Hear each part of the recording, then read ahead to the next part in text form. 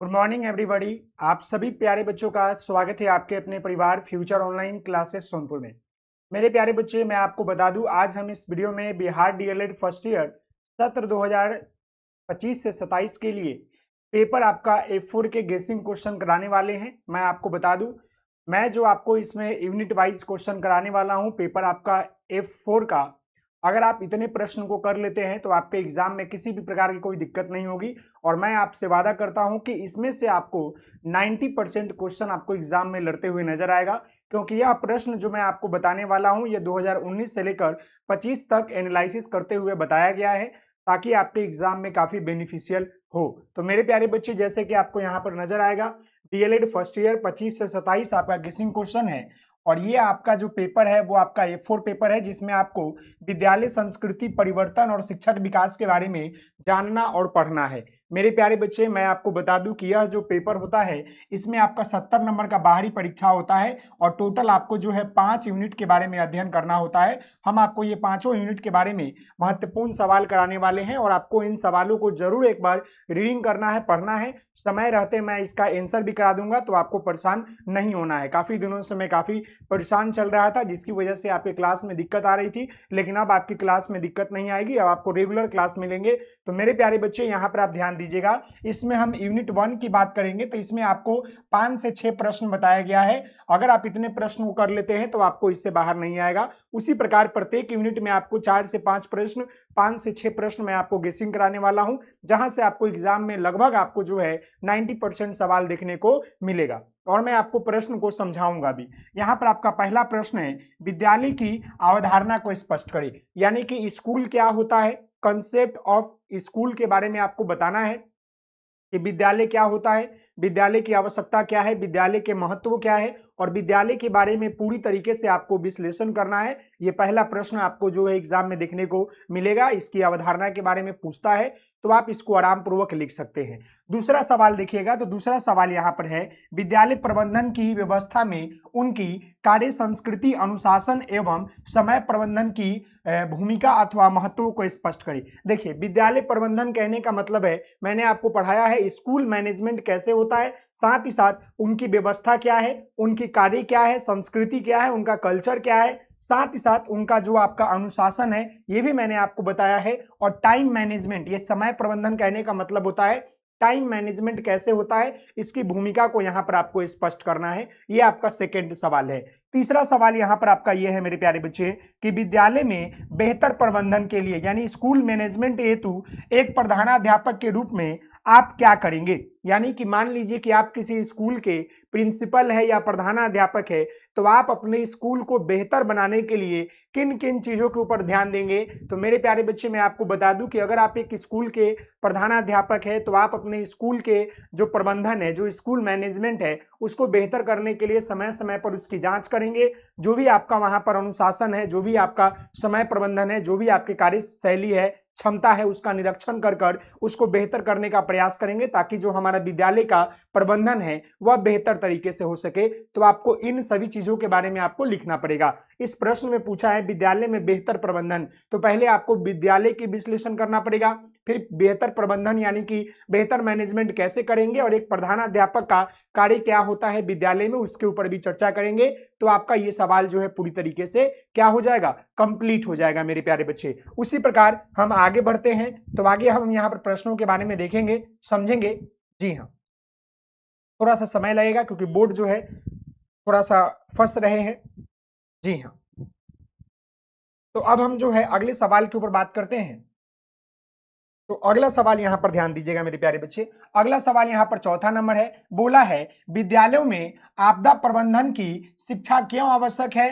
बच्चों में आपदा प्रबंधन के प्रति जागरूकता के लिए आप क्या करेंगे, विद्यालय में आपदा प्रबंधन की शिक्षा की तैयारी किस प्रकार करेंगे।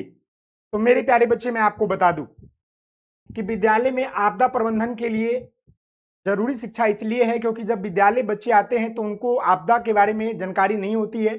तो एक स्कूल में एक शिक्षक और जो भी प्रधानाध्यापक होते हैं वो आपदा प्रबंधन के बारे में बच्चों को बताइए, ताकि बेहतर तरीके से बच्चे जो है आपदा के बारे में जाने। जो आपका नेचुरल आपदा होता है, जो मानव निर्मित आपदा होता है, जैसे दुर्घटना हो गए, उन चीजों से बच पाए। जो भूकंप हो गए, सुनामी हो गए, इन सभी चीजों के बारे में बच्चों को स्कूल में बताया जाता है, मॉक ड्रिल कराया जाता है, ताकि जब भी ऐसी समस्या बच्चों के सामने आए तो बच्चे जो है इन आपदा प्रबंधन से जो भी उनकी जागरूकता है, चाहे विद्यालय में जो आपदा प्रबंधन की शिक्षा दी जाती है उसको मॉक ड्रिल के माध्यम से दी जाए, ताकि जब उनके सामने ऐसी कई घटनाएं घटे तो वो अपने आप को सुरक्षित निकाल पाए, चाहे वो उससे बचने का उपाय को बताया जाए। तो आप देखते होंगे प्रत्येक शनिवार को विद्यालय में सुरक्षित शनिवार कराया जाता है, जो कि हर महीने में अलग अलग टॉपिक के ऊपर विश्लेषण की जाती है, ताकि बच्चों को आपदा प्रबंधन से सुरक्षा प्रदान करने में मदद मिले और बच्चों के पास जो है जानकारी रहे कि हमें जब भी समाज में या जब भी रास्ते में या जब भी विद्यालय में ऐसी कोई आपदा आ जाए तो हम कैसे अपना बीच बचाव कर सके, इसके बारे में आपको विश्लेषण करना है। वहीं पर अगला देखिएगा कि प्रश्न है, बाल संसद एवं मीना मंच के कार्यों का उल्लेख करें। हमने आपको ये पढ़ाया है कि बाल संसद जो होता है बच्चों के मतलब अंदर नेतृत्व की क्षमता विकसित करने के कार्य को आगे बढ़ाने के लिए किया जाता है। वहीं पर मीना मंच की बात कर रहे थे, केवल लड़कियों का एक ऐसा मंच होता है जहां पर लड़की अपने शिक्षा से जुड़े हुए, साथ ही साथ अपने सामाजिक और अपने पारिवारिक चीजों को भी या अपने से जुड़े हुए चीजों को भी खुलकर कह सके। और जो भी उस मीना मंच के अंतर्गत महिलाएं होती है, लड़कियां होती है, जो ग्रुप होता है वह उसके ऊपर समस्या का समाधान करती है और माता पिता समाज को जागृत करती है कि बच्चों और बच्चियों के अंदर भेदभाव नहीं करे, दोनों को आगे बढ़ने का मौका मिले।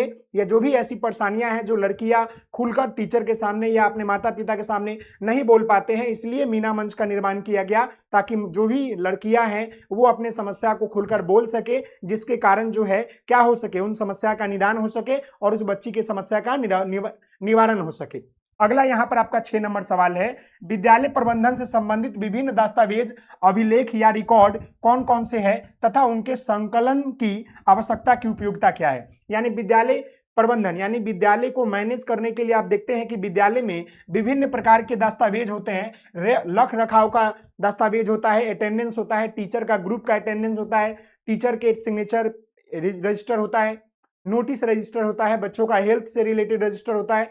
ऐसे कई प्रकार के जो है विद्यालय में अभिलेख होते हैं, जिन अभिलेखों में मेंटेन किया जाता है कि किस बच्चों को क्या दिक्कत है, समय समय पर क्या विद्यालय की आवश्यकता है, या मिड डे मील की रजिस्टर हो गया, बच्चों का पोषण तत्वों के लिए रजिस्टर हो गया, बच्चों का जो है रख रखाव, बच्चों की प्रगति पत्र का रजिस्टर हो गया, बच्चों का जो है विश्लेषण का रजिस्टर हो गया, क्लास वाइज अटेंडेंस हो गया, टीचर का अटेंडेंस हो गया, जो भी मतलब गतिविधि होते हैं, जो भी नोटिस होती है, उन सभी अभिलेखों का बारे में आपको यहां पर बताना है। टाइम मैनेजमेंट हो गया, इन सभी अभिलेखों के बारे में आप चर्चा करेंगे, हमने आपको बताया भी है, पढ़ाया भी है। जी हाँ, अगले सवाल के बारे में देखते हैं।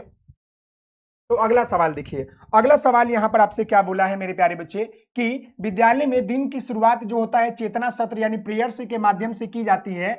विद्यालय में चेतना सत्र की उपयोगिता एवं महत्व का, भूमिका और आवश्यकता को स्पष्ट करें। देखिए चेतना सत्र क्या होता है, प्रेयर होता है। जैसे कि हम लोग जानते हैं जब हम लोग विद्यालय में जाते हैं और शुरुआती जो क्लास की शुरुआती स्टेज होती है उससे पहले हमारे सारे बच्चों को एकत्रित करके प्लेग्राउंड में एक प्रेयर का आयोजन किया जाता है, चेतना सत्र उसको बोलते हैं, जहां पर क्या होता है बच्चों को वंदना की जाती है। साथ ही साथ चेतना सत्र की आवश्यकता या महत्व यह है कि आप जो है एक समय में विद्यालय के संपूर्ण बच्चों को नोटिस दे सकते हैं, एक समय में संपूर्ण बच्चों को प्रोत्साहित कर सकते हैं। अगर किसी बच्चों को प्रेरणादायक कहानियां सुनानी है तो चेतना सत्र के माध्यम से आप सुना सकते हैं। चेतना सत्र में देश दुनिया की खबरें बताई जाती है, जो भी विद्यालय के अंदर समस्या है उसको निराकरण करने के लिए या कोई भी नियम को लागू करने के लिए चेतना सत्र में ही प्रधानाध्यापक के द्वारा नियम को लागू किया जाता है, टीचर को प्रोत्साहित किया जाता है। अगर कोई बच्चा बेहतर करता है उसको भी प्रेरणा दिया जाता है, ताकि अन्य बच्चे भी जो है उन चीजों को देखकर आगे करने का प्रयास करें। देखते हैं किसी बच्चों को मेडल या प्राइज दिया जाता है, वो भी चेतना सत्र बुलाकर ही दिया जाता है, ताकि वह बच्चा को देखकर अन्य बच्चा के अंदर भी जो है ये प्रेरणा है कि अगली बार मैं भी बेहतर करूं और सामने से मैं भी प्राइज लूं। तो चेतना सत्र एक ऐसा सत्र है जहां पर मतलब कोई भी कार्य करने से पहले हम लोग भगवान का वंदना करते हैं, साथ ही साथ बच्चों को प्रोत्साहित करने के लिए, कोई जानकारी देने के लिए, नियम लागू करने के लिए या विद्यालय को बेहतर बनाने के लिए, स्वच्छता अभियान चलाने के लिए, बच्चों को जागरूक करने के लिए, मतलब नोटिस देने के लिए या आपके जो है किसी भी खबरों को प्रसारित करने के लिए चेतना सत्र एक महत्वपूर्ण जो होता है सत्र माना जाता है, जहां पर सारे बच्चों को एक साथ एक समय में हम लोग जानकारी या प्रेरणा दे सकते हैं। तो इन सारी चीजों के बारे में आपको यहां पर लिखना और बताना है, ये आपका चेतना सत्र होता है। क्लियर है मेरे प्यारे बच्चे? जी हाँ। अब हम लोग जो है आगे बढ़ते हैं और आगे अब हम यूनिट 2 की बात करेंगे। यूनिट 2 देखिए, इससे भी आपका 4 से 5 महत्वपूर्ण सवाल यहां पर मैं आपको बताने वाला हूं, जो आपके एग्जाम में डायरेक्ट टू डायरेक्ट देखने को मिलेगा। तो ये पहला जो सवाल है आपको एग्जाम में आएगा ही आएगा, ये बात आप याद रख लीजिएगा कि विद्यालय भवन के सृजनात्मक उपयोग से आप क्या समझते हैं, इसके उद्देश्यों को स्पष्ट करें। मैंने ये टॉपिक आपको पढ़ाया है और बताया है मेरे प्यारे बच्चे कि जो आपका विद्यालय भवन का सृजनात्मक उपयोग है, यानी हम विद्यालय भवन को कैसे जो है क्रिएटिविटी तौर पर यूज कर सकते हैं। तो हमने आपको बताया था कि जब विद्यालय भवन होते हैं या जो क्लासरूम की दीवारें होती है या विद्यालय भवन की जो बाहरी दीवारें होती है उस पर तरह तरह के जो है फॉर्मूला, तरह तरह के जो है विषय से कंसेप्ट, तरह तरह के जो है कोटेशन, महान व्यक्तियों के विचार वहां पर हम लिखते हैं, ताकि बच्चे जो है प्रतिदिन जब विद्यालय आएंगे तो उन चीजों को देखेंगे, उन चीजों को देखकर बच्चे जो है अनुभव करेंगे, सीखेंगे, जानेंगे, अपने आप को विकसित करेंगे और अपने आप के अंदर जो है प्रेरणा लाएंगे और दूसरों की बातों को समझकर वो उन जैसा बनने का प्रयास करेंगे। तो हम इस तरह यूज कर सकते हैं। अगला है विद्यालय में सृजनात्मक वातावरण तैयार करने के लिए आप क्या करेंगे। तो मेरे प्यारे बच्चे, हम विद्यालय में क्रिएटिविटी को लागू करने के लिए या सृजनात्मक वातावरण को बनाने के लिए हम तरह तरह के जो है एक्टिविटी कराएंगे, तरह तरह के पोस्टर, तरह तरह के जो है विषय वस्तु से जुड़े हुए फॉर्मूला, कंसेप्ट को दीवारों के ऊपर,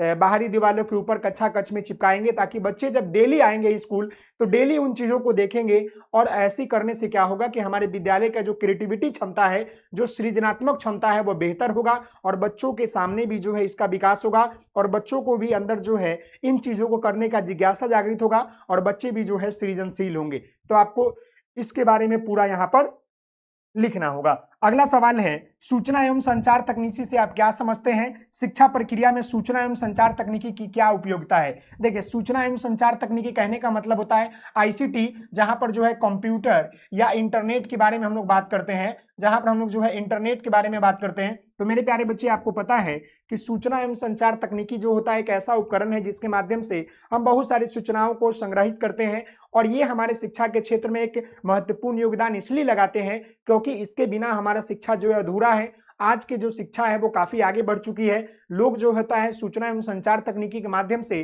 तरह तरह की चीजों को सीख रहे हैं। किसी भी विषय वस्तु के कंसेप्ट को आसानी तरीके से बच्चों को पढ़ाने में मदद करता है और हम विद्यालय के कार्यों में भी जो है इसका प्रयोग करते हैं आईसीटी कंप्यूटर का। तो इससे हमारा कार्य जो होता है या जो हमारा पठन पाठन कार्य है वो आसान हो जाता है और बच्चे भी जो है रोचक पूर्वक, आनंद पूर्वक जो है इन चीजों को सीखते हैं, जानते हैं। तो इसके माध्यम से क्या होता है, शिक्षा एवं सूचना संचार तकनीकी हमारे शिक्षा के क्षेत्र में काफी महत्वपूर्ण भूमिका अदा करती है। इसके बारे में आपको विश्लेषित करना है। अगला सवाल जो कि काफी इंपॉर्टेंट है, आपके एग्जाम में देखने को मिलेगा, समावेशी शिक्षा क्या होता है। विद्यालय में समावेशी शिक्षा की व्यवस्था के लिए आप क्या करेंगे, वर्णन कीजिए। मेरे प्यारे बच्चे, मैं आपको बता दूं, समावेशी शिक्षा कहने का मतलब होता है एक्सक्लूसिव एजुकेशन, यानी इंक्लूसिव एजुकेशन कहने का मतलब होता है सबको शामिल करके एक प्रकार की शिक्षा देना, चाहे वो समाज के किसी भी वर्ग से आते हो, चाहे वो किसी भी जाति धर्म संप्रदाय से बिलोंग करते हो। समावेशी शिक्षा जो होता है बच्चों के विकास को बेहतर करता है और समाज में रहने वाले, चाहे वो किसी भी धर्म जाति संप्रदाय से बिलोंग करते हो, चाहे अमीर हो गरीब हो, चाहे वो वंचित वर्ग के बच्चे हो, सभी बच्चों को एक साथ शामिल करके शिक्षा देना ही समावेशी शिक्षा कहलाता है। इससे बच्चों के अंदर जो होती है प्रेरणाएं आती है, भेदभाव खत्म होता है और बच्चे जो होते हैं बेहतर तरीके से शिक्षे हैं। तो समावेशी शिक्षा जो होता है काफी महत्वपूर्ण माना जाता है, ये बातें आप याद रखिएगा। उसके बाद मैं बात कर लूं तो एक और प्रश्न आपका इस यूनिट से होगा, तो ये आपका प्रश्न भी काफी इंपॉर्टेंट है और ये आपका जो है कला समेकित शिक्षा के माध्यम से विद्यालय परिवेश एवं कक्षाई शिक्षण को बदलाव कैसे करेंगे, इसके बारे में आपको बताना है। तो मेरे प्यारे बच्चे, मैं आपको बता दूं, कला समेकित शिक्षा का मतलब होता है कला को शामिल करके। कला का मतलब होता है सौंदर्य। आप लोग देखते होते हैं कलात्मक तरीके से बच्चों को कई प्रकार की चीजों को बताया जाता है, चाहे विषय वस्तु के कंसेप्ट को भी समझाया जाता है। और कला समेकित शिक्षा का मतलब होता है जब भी हम किसी विषय को या विषय वस्तु को पढ़ाते हैं तो उसमें अगर हम कलात्मक तरीके से या कला को शामिल करके पढ़ाएंगे तो बच्चे जो होते हैं आसानी पूर्वक, आनंद पूर्वक, रुचि पूर्वक तो सीखते हैं और बच्चों के ऊपर किसी प्रकार की बोझ नहीं होती है। वह खेल खेल में, डायग्राम के माध्यम से, चित्र के माध्यम से या नाटक के माध्यम से, रंगमंच के माध्यम से वो समाज के चीजों को या कंसेप्ट को या विषय वस्तुओं को आसानी पूर्वक सीखते हैं, जानते हैं। तो इसके बारे में आपको यहाँ पर लिखना पड़ेगा मेरे प्यारे बच्चे। अब हम इसके जो है यूनिट 3 की बात कर ले, जहां से आपको 5 से 6 प्रश्न बताया जाएगा। यूनिट 3 से जो भी प्रश्न बताए जाएंगे वो भी आपके एग्जाम के लिए काफी महत्वपूर्ण है। तो सबसे पहले हम यूनिट 3 के सवालों के ऊपर बात करेंगे। तो मेरे प्यारे बच्चे यहाँ पर ध्यान दीजिएगा, ये जो आपका यूनिट 3 है इसका पहला सवाल यहाँ पर है कि कक्षा कक्ष शिक्षण की विभिन्न प्रकृति, परंपरागत, बाल केंद्रित, लोकतांत्रिक, सृजनात्मक तथा शिक्षण की अवधारणा को स्पष्ट करें। अंतर बताइए, इसकी उपयोगिता अथवा महत्व को बताइए। यानी कि बताना है कक्षा कक्ष शिक्षण की विभिन्न प्रकृति के बारे में। यानी जब हम बच्चों को पढ़ाते हैं क्लासरूम के अंतर्गत तो हम किन किन जो है प्रकृति के माध्यम से पढ़ाते हैं, विभिन्न प्रकृतियों के माध्यम से पढ़ाते हैं। तो पहला आपका आता है परंपरागत, दूसरा आपका आता है बाल केंद्रित, और तीसरा आता है आपका लोकतांत्रिक, और चौथा आता है आपका सृजनात्मक। इन सभी चीजों के बारे में जान लीजिए। परंपरागत शिक्षण क्या होता है, जो पुराने जमाने से चला आ रहा है कि टीचर क्लास में आए, बच्चों को पढ़ाकर चल गए, बच्चा समझ में आया कि नहीं आया इसके बारे में कोई दिक्कत नहीं है। वहीं पर बाल केंद्रित जो होता है नया एजुकेशन आपका पद्धति है, जिसके माध्यम से बच्चों को बालक के मन के अकॉर्डिंग, बालक के रुचि के अकॉर्डिंग, बालक के आनंद के अकॉर्डिंग जो है पढ़ाया जाता है, ताकि बच्चे जो है बेहतर तरीके से सीखे। बाल केंद्रित शिक्षण प्रक्रिया एक ऐसी प्रक्रिया है जिसमें बच्चों के मन के अकॉर्डिंग, रुचि के अकॉर्डिंग पढ़ाया जाता है, ताकि बालक जो है बेहतर तरीके से सीखे जाने। साथ ही साथ अगर हम बात कर ले लोकतांत्रिक, लोकतांत्रिक कहने का मतलब होता है कि आप अपने शिक्षण कक्षा कक्ष का ऐसा व्यवस्था बनाइए,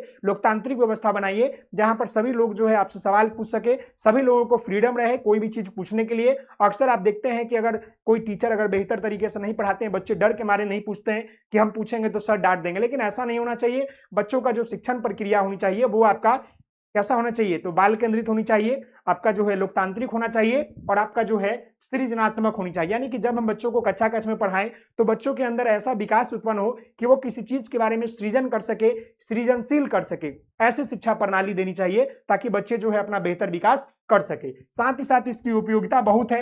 अगर हम बच्चों को बाल केंद्रित, लोकतांत्रिक और सृजनात्मक क्षमता के माध्यम से बच्चों को पढ़ाएंगे तो बच्चे बेहतर तरीके से सीखेंगे, जानेंगे और अपना विकास बेहतर तरीके से करेंगे। वहीं पर ध्यान दीजिएगा, बाल केंद्रित शिक्षा हेतु अपने कक्षाई शिक्षण में क्या क्या बदलाव करेंगे। देखिए, बाल केंद्रित कहने का मतलब होता है बालक के मन के अकॉर्डिंग, बालक के रुचि के अकॉर्डिंग शिक्षा देना। अगर हम किसी विषय वस्तु को पढ़ा रहे हैं और बच्चों को समझ में नहीं आ रहा है तो हमारा कर्तव्य बनता है, एक टीचर का कर्तव्य बनता है कि हम बच्चों को जो है बाल केंद्रित शिक्षा के माध्यम से उनको शिक्षा दे, ताकि वो बेहतर तरीके से अपने शिक्षण कार्य को करे और चीजों को सीखे, ताकि उनको किसी प्रकार की कोई दिक्कत नहीं हो। देखिए, बाल केंद्रित शिक्षा इसलिए जरूरी है, जब बालक का मन और रुचि के अकॉर्डिंग जब आप पढ़ाएंगे तो बच्चे जल्दी सीखते हैं और उसे किसी प्रकार की कोई समस्या नहीं आती है। लेकिन वहीं पर अगर हम बच्चों के मन के अकॉर्डिंग, उनके रुचि के अकॉर्डिंग नहीं पढ़ाते हैं तो उनको दिक्कत आती है, समस्याएं आती है। तो हमारा कर्तव्य हमेशा ये रहता है कि हम बच्चों को बाल केंद्रित शिक्षा दे, ताकि बालक जो है बेहतर तरीके से सीखे, वो जाने। अगला सवाल जो कि काफी इंपॉर्टेंट है, सीखने की योजना क्या है। सीखने की योजना का निर्माण जो है करना क्यों आवश्यक है। सीखने की योजना कहने का मतलब होता है लर्निंग प्लान। ये आपका क्या होता है मेरे प्यारे बच्चे, लर्निंग प्लान। यानी जब आप किसी विषय को पढ़ाते हैं या जब आप किसी विषय वस्तु को पढ़ाते हैं, उससे पहले शिक्षक के पास जो है उस विषय वस्तु से जुड़े हुए लर्निंग प्लान होना जरूरी है, ताकि एक टीचर को पहले अपने आप पर काम करना चाहिए कि जो चीजें मैं बच्चों को पढ़ाने जा रहा हूं उसका लर्निंग प्लान क्या है, यानी लर्निंग कंसेप्ट क्या है। आखिर जो मैं बच्चे को पढ़ाऊंगा उससे बच्चे क्या सीखेंगे, उसे किस विधि से पढ़ाएंगे, उसका क्या उद्देश्य है, हम पढ़ाने के दौरान कौन कौन सा काम करेंगे, प्रश्न पूछेंगे, HW देंगे, CW देंगे, हम क्या क्या करेंगे। इसके लिए आपको एक प्रॉपर जो है लर्निंग प्लान बनाने की आवश्यकता होती है, ताकि बच्चे जो है बेहतर तरीके से सीख पाए। तो लर्निंग प्लान की योजना निर्माण करना आवश्यक इसलिए है ताकि हम बच्चों को सही तरीके से गाइडेंस दे पाए, और एक शिक्षक को भी ये पता होनी चाहिए कि हम जब बच्चों को पढ़ाने जा रहे हैं तो उसका मूल कंसेप्ट क्या निकल रहा है, आखिर हमारे पढ़ाने के माध्यम से बच्चे क्या सीखेंगे, क्या जानेंगे। इन चीजों के बारे में आपको यहाँ पर लिखना है। आगे बढ़ते हैं तो अगले सवाल की तरफ बढ़ेंगे मेरे प्यारे बच्चे। तो अगला सवाल यहाँ पर ध्यान दीजिएगा, अगला सवाल यहाँ पर आपका चौथा है, और ये सवाल बोल रहा है कक्षा में सीखने सिखाने के दौरान आने वाली प्रमुख चुनौतियों को कौन कौन सी है, एक शिक्षक के तौर पर आप उनका निदान कैसे करेंगे, अनुपूरक शिक्षण की व्यवस्था क्या है। देखिए मेरे प्यारे बच्चे, हम सभी लोग जानते हैं कि जब हम क्लासरूम में कोई भी चीज पढ़ाते हैं तो तरह तरह के बच्चे हमारे क्लासरूम में पढ़ते हैं, तो उसमें कई प्रकार की ऐसी चुनौतियां देखने को आती है। मान लीजिए कि हमने पढ़ाया, किसी बच्चों को सुनाई नहीं दे रहा है, किसी बच्चों को समझ में नहीं आ रहा है, किसी बच्चों को दिखाई नहीं दे रहा है। ऐसे विशेष आवश्यकता वाले बच्चे भी क्लासरूम में होते हैं जिनको एक बार में समझ में नहीं आता है। तो एक टीचर को जो है क्या करना चाहिए, इन सभी चुनौतियों को निदान करना चाहिए। जैसे जिस प्रकार हो सके, जिस बच्चों की निदान आवश्यकता है उसे निदान करे। साथ ही साथ जो है आमतौर पर उसका निदान करने के लिए हमको तरह तरह की एक्टिविटी, तरह तरह की कला समेकित शिक्षा, तरह तरह के उपकरणों का प्रयोग करना है, ताकि हम उस उपकरणों के माध्यम से, कलात्मक चीजों से और विभिन्न विधियों के माध्यम से हम बच्चों को निदान कर सके, और सीखने सिखाने के दौरान आने वाली चुनौतियों को हम क्या कर सके, समाप्त कर सके और दूर कर सके। अगला यहाँ पर आपका है विद्यालय में आकलन और मूल्यांकन की अवधारणा से आप क्या समझते हैं, इसका अर्थ और परिभाषा लिखिए। देखिए, आकलन और मूल्यांकन दो प्रकार के होते हैं। आकलन क्या होता है, आपका एक ऐसा विधि होता है जिसमें हम पढ़ाने के दौरान ही बच्चों को क्या कर लेते हैं, पता कर लेते हैं सवाल पूछ के कि बच्चों को समझ में आया कि नहीं आया। मान लीजिए कि मैं अभी आपको F4 पेपर पढ़ा रहा हूं और पढ़ाने के दौरान हमारा मन किया कि हम विद्यालय प्रबंधन के बारे में आपसे पूछ ले, तो हमने आपसे पढ़ाने के दौरान ही विद्यालय प्रबंधन के बारे में पूछ लिया, और अगर आप बता देते हैं और अगर आप नहीं भी बताते हैं तो ये क्या होता है कि आकलन कहलाता है। आकलन कहने का मतलब होता है जांचने की प्रक्रिया होती है पढ़ाने के दौरान। और वहीं पर मूल्यांकन जो होता है, जैसे आप लोगों का फाइनल एग्जाम आने वाला है तो वो आपका मूल्यांकन है, यानी साल के अंत में जो आपका एग्जाम होता है वो आपका मूल्यांकन कहलाता है, क्योंकि वहां पर हम लोग जांचते नहीं है, वहां पर हम लोग जो है एग्जाम लेते हैं, परीक्षा लेते हैं, और वहां पर मूल्य प्लस अंकन यानी कि अंक के आधार पर हम बच्चों का आकलन करते हैं कि बच्चे ने जो उन्हें पढ़ाया पूरा साल भर, बच्चे कितना सीखा कितना जाना, तो वो होता है आपका क्या, आपका मूल्यांकन। समझ गए, तो इसके बारे में लिख लीजिएगा। अगला है सतत एवं व्यापक मूल्यांकन से आप क्या समझते हैं, इनकी प्रमुख विधियों का उल्लेख करें। इन दोनों सवालों में से एक सवाल आपका एग्जाम में आएगा ही आएगा, कंफर्म है। देखिए, सतत का मतलब होता है लगातार, व्यापक का मतलब होता है ब्रॉड।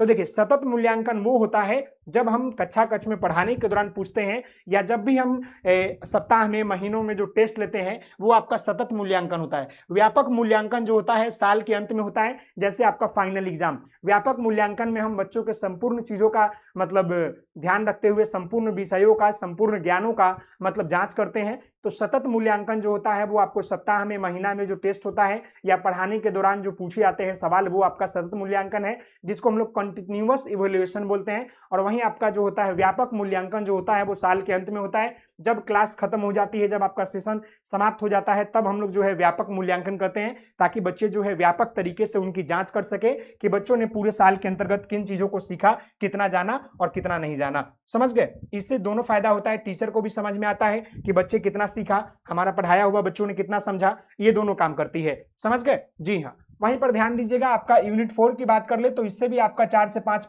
सवाल मैं आपको कराने वाला हूं, जो कि आपके एग्जाम के लिए काफी महत्वपूर्ण रहने वाला है। तो मेरे प्यारे बच्चे, मैं आपको बता दूं, यहां ध्यान देने की बात है कि जो ये आपका पहला सवाल है कि शिक्षक वृत्ति विकास यानी प्रोफेशनल डेवलपमेंट की अवधारणा क्या है, आवश्यकता क्या है और महत्व को स्पष्ट करें, और शिक्षण प्रक्रिया कार्यक्रम की अवधारणा अथवा महत्वों को प्रकाश डालिए। यानी कहने का मतलब है शिक्षक वृत्ति विकास यानी कि शिक्षण, जो शिक्षक होते हैं उसका वृत्ति विकास क्यों जरूरी है। वृत्ति विकास कहने का मतलब होता है प्रोफेशनल डेवलपमेंट। मान लीजिए कि एक टीचर है, टीचर का काम क्या है, पढ़ाना है, लेकिन टीचर को पढ़ाने से पहले अपने आप को डेवलप करना पड़ता है, यानी उनके अंदर जो कंसेप्ट है या जो विषय वस्तु की अवधारणा है उसकी जानकारी होना बहुत जरूरी है। अगर टीचर को समय समय पर मूल्यांकन नहीं किया जाए या टीचर का समय समय पर ट्रेनिंग नहीं दिया जाए तो जो टीचर होते हैं उनका प्रोफेशनल डेवलपमेंट नहीं हो पाएगा। क्योंकि मान लीजिए कि आज से 20 साल पहले जो शिक्षक बने उस समय कुछ बात अलग थी, अभी वर्तमान समय में अगर हम शिक्षक को देखते हैं, बिहार में हर सप्ताह में, हर महीनों में शिक्षक को समय समय पर ट्रेनिंग के लिए भेजा जाता है,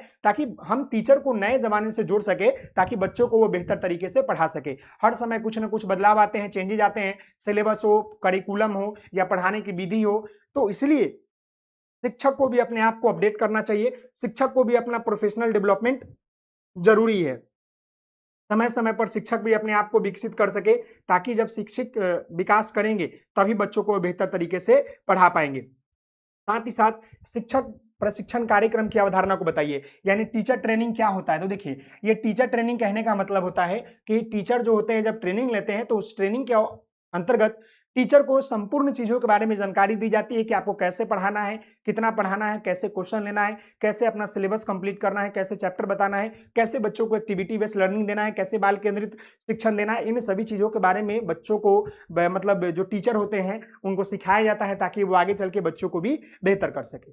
अगला सवाल, बिहार राज्य में कितने तरह के अध्यापक शिक्षण संस्थान है। तो देखिए, बिहार राज्य की बात कर ले तो आप लोग ट्रेनिंग ले रहे हैं, आपको पता है कि पीटीसी ही होता है, पीटीसी होता है, डाइट होता है, DITE होता है, फिर आपका जो होता है BTCE होता है, फिर आपके जो है प्राइवेट शिक्षण संस्थान होते हैं। इस तरह के जो है दिए जाते हैं ब्लॉक स्तर पर, डिस्ट्रिक्ट स्तर पर, स्टेट लेवल पर, सब लोग लेवल पर देते हैं, ताकि जो भी बिहार के टीचर ट्रेनिंग होते हैं, जो भी अध्यापक शिक्षण संस्थान है वो तरह तरह के होते हैं, इसके बारे में लिख लीजिएगा कि डाइट क्या होता है, बाइट क्या होता है, और आपका ब्लॉक इंस्टीट्यूट क्या होता है, या जो भी प्राइवेट संस्थान होते हैं वो क्या होते हैं। सब लोग जो है टीचर को ट्रेनिंग देते हैं। 2 साल का ये कोर्स होता है। 2 साल के अंतर्गत एक व्यक्ति को टीचर बनने की संपूर्ण गुणों का विकास किया जाता है, ताकि जब टीचर वो बन जाए तो बेहतर तरीके से बच्चों को पढ़ा पाए। क्लियर है। अगला सवाल, शिक्षक के विकसित विकास में सहकर्मियों शिक्षकों की क्या भूमिका होती है। देखिए, शिक्षक के प्रोफेशनल डेवलपमेंट में जो उनका सहकर्मी शिक्षक होते हैं, यानी जो उनका सहयोगी शिक्षक होते हैं,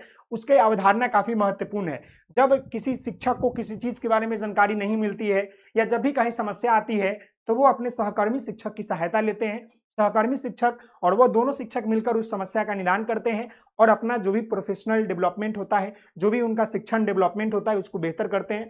तो ये कह सकते हैं मेरे प्यारे बच्चे कि शिक्षक के विकसित विकास में जो भी सहकर्मी शिक्षक होते हैं या सहकर्मी व्यक्ति होते हैं, वो काफी मददगार होते हैं। शिक्षक को उनके प्रोफेशनल विकास करने में मदद करते हैं, समय समय पर उनको जरूरत की चीजें प्रदान करते हैं, खोजबीन करते हैं, और उनको जो भी दिक्कत आती है उसको दूर करने में, निदान करने में उनको सहायता करते हैं, मदद करते हैं। तो ये सारी चीजें आप यहाँ पर लिख सकते हैं। अगला देखिएगा, अगला यहाँ पर है, एक शिक्षक को किन किन गुणों से लैस होना चाहिए। क्या विकसित विकास के माध्यम से इन गुणों को प्रसारित किया जा सकता है? तो जी हाँ, शिक्षक के विकसित विकासों के माध्यम से शिक्षक का जो प्रोफेशनल डेवलपमेंट होता है, जिसके गत उनको विषय वस्तु की जानकारी होनी चाहिए, उनका व्यक्तित्व बेहतर होना चाहिए, उनका सोच अच्छा होना चाहिए, उनका विषय की जानकारी होनी चाहिए, उनके अंदर डेवलपमेंट होनी चाहिए, क्रिएटिविटी होनी चाहिए, बाल विकास की समझ होनी चाहिए, बच्चों को कैसे पढ़ाएं, कितना पढ़ाएं, सिलेबस की जानकारी, इन सभी चीजों से लैस होना चाहिए। उनका विचार, उनका सोच, उनका व्यक्तित्व डेवलपमेंट अच्छा होना चाहिए, ताकि वो बच्चों को बेहतर तरीके से विकास कर सके, और गुस्सा कम होनी चाहिए। ऐसी सारी चीजें होनी चाहिए, इसके बारे में आप लिख दीजिएगा। अब हम यूनिट 5 की बात करते हैं। तो यूनिट 5 में यहाँ पर देखिएगा तो यहाँ पर 4-5 सवाल आपको देखने को मिलेगा, जो कि आपके एग्जाम के लिए काफी महत्वपूर्ण है। यहाँ पर यूनिट 5 का पहला सवाल है, प्रमुख शैक्षिक संस्थान। देखिए, प्रमुख शैक्षिक संस्थान कहने का मतलब होता है जहां पर बच्चों को शिक्षा दिया जाता है, जहां पर बच्चों को एजुकेशन दिया जाता है, अंतर्राष्ट्रीय, राष्ट्रीय तथा राज्य राष्ट्रीय स्तर उनकी भूमिका और उनके महत्व का उद्देश्य एवं कार्यों को समीक्षा करते हुए मतलब विकसित करे। देखिए, बहुत सारे शैक्षिक संस्थान है। अगर हम शैक्षिक संस्थान की बात कर लेंगे तो आपको पता है NCERT है मेरे प्यारे बच्चे, आपका जो है BSEB बोर्ड है, फिर आपका जो है मेरे प्यारे बच्चे CTET, आपका जो है CBSE है मेरे प्यारे बच्चे। मान लीजिए कि आपका जो है डाइट है, आपका बाइट है, ऐसे बहुत सारे मतलब है। इंटरनेशनल की बात कर ले, WHO है, समझ गए ना। ये सब क्या है, शैक्षिक संस्थान है, विदेशीय है, अंतर्राष्ट्रीय है, राष्ट्रीय है, जिला स्तरीय है। इन सभी चीजों के बारे में आप बता दीजिएगा कि NCERT क्या करता है, BSEB क्या करता है, आपका CBSE क्या करता है, डाइट क्या होता है, क्या करता है, इसका काम को बता दीजिए, इसका उद्देश्य के बारे में बता दीजिए। अगला है, जिला के अंतर्गत शैक्षिक संस्थानों के वर्णन करें, जिला शिक्षा एवं प्रशिक्षण संस्थान के उद्देश्यों के बारे में बताइए। ये आपका सवाल जो पूछा है डाइट से पूछा है कि आखिरकार डाइट का मतलब क्या होता है। District institute of education and training, जहां पर बिहार के या अदर जो भी बच्चे होते हैं उनको जिला के स्तरीय जो भी शैक्षिक संस्थान है वहां पर टीचर ट्रेनिंग दी जाती है, उनको एक शिक्षक बनने के पथ पर चलाया जाता है। उनके 2 साल ये ट्रेनिंग के अंतर्गत एक शिक्षक का संपूर्ण गुणों के डाल दिया जाता है, ताकि जब बच्चे वो आगे चल के शिक्षक बने तो वो अपने कर्तव्य को, वो बच्चों को सही तरीके से पढ़ाए और किसी प्रकार की कोई दिक्कत या समस्या नहीं आए। अगला यहाँ पर आपका है, शैक्षिक योजनाएं, उनकी आवश्यकता एवं उद्देश्यों की वर्णन करें। शैक्षिक देखिएगा, योजनाएं, बहुत सारे शैक्षिक योजनाएं हैं, जैसे पोशाक योजना, पोशाक जो है आपका योजना, आपका जो है मिड डे मील, आपका जो है छात्रवृत्ति योजना, साइकिल योजना, ऐसे बहुत सारी योजनाएं हैं जो कि क्या होता है, उसकी आवश्यकता और महत्व ये है कि वो बच्चों को आगे बढ़ने में, बच्चों को शिक्षा क्षेत्र में जाने में मदद करते हैं। सरकार के द्वारा ये सारे बच्चों के लिए निःशुल्क दिया गया है, जो कि जिसका लाभ उठा के बच्चे आगे बढ़ सकते हैं, अपने बेहतर शिक्षा को कर सकते हैं। अगला है, यूनिसेफ एवं वर्ल्ड बैंक के बारे में संक्षिप्त परिचय दीजिए। देखिए, यूनिसेफ और वर्ल्ड बैंक जो होता है बच्चों के विकास के लिए, या क्षेत्र या जो भी देश विदेश के बच्चों के शिक्षा को लेकर, स्वास्थ्य को लेकर, जो भी उनके रोजगार को लेकर बात करती है और उनके विकसित करने में, उनको आगे ले जाने में काफी मदद करती है। तो ये इसके बारे में आप लिख सकते हैं। मेरे प्यारे बच्चे, मैं आपको बता दूं, इसी के साथ जो ये आपका पेपर F4 है, इसका जितने भी महत्वपूर्ण आपका गेसिंग क्वेश्चन था वो आपका कंप्लीट होता है। मैं आपको बता दूं A4 पेपर में जितने भी ये 5 यूनिट का प्रश्न आपको बताया गया है इसको आप लोग तैयार कर लीजिए, समझ गए। इससे बाहर आपको एग्जाम में नहीं आएगा और मैं आपको वादा करता हूं कि 90% सवाल आपको इसी गेस क्वेश्चन से देखने को मिलेगा। यह गेस क्वेश्चन आपका 2019 से लेकर आपका 2025 तक के एनालिसिस के आधार पर बनाया गया है। अगर आप बेहतर तरीके से इतना कर लेते हैं तो आपको एग्जाम में किसी तरह की कोई दिक्कत